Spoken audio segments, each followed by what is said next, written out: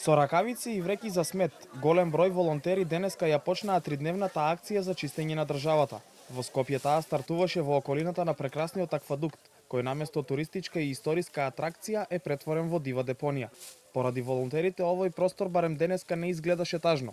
Акцијата ја отвори претседателката Гордана Силјановска-Давкова, која освен пораките за важноста зошто треба државата да е чиста, даде и една идеја. Јас предлагам следниот пат да тргнеме од дворот на Собранието.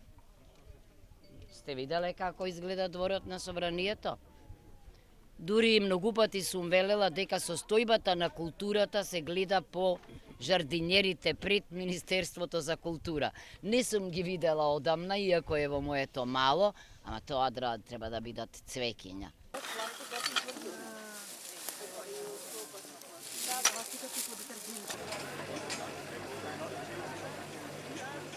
По изјавата претседателката зема активно учество во акцијата. Речиси еден час работеше на локацијата заедно со другите кои се приклучија. На некои места беше толку валкано што мораше да се вклучи и тешката механизација.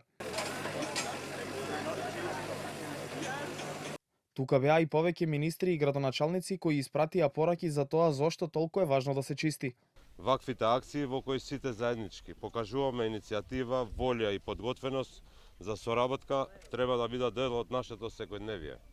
На отпадот не му е место на улица или во природата.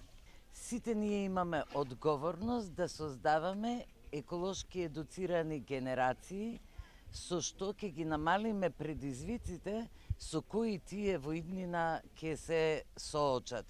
Мене ми е искрено жал што ова е една од позначајните локации културни во градот Скопје е во ваква состојба и се надевам дека наредната година во сосема ново руво овде како што доликува ќе можеме да го посетуваме. Македонија во наредните 3 дена ќе се чисти во тоа што е опишено како најголемата еколошка акција на Балканот досега.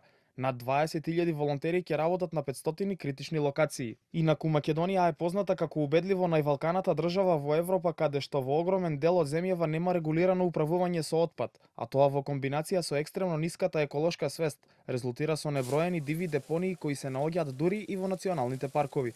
Како едно од решенијата на ваквата веќе неиздржлива ситуација е изградба на нови современи регионални депонии, какви што има во сите нормални земји.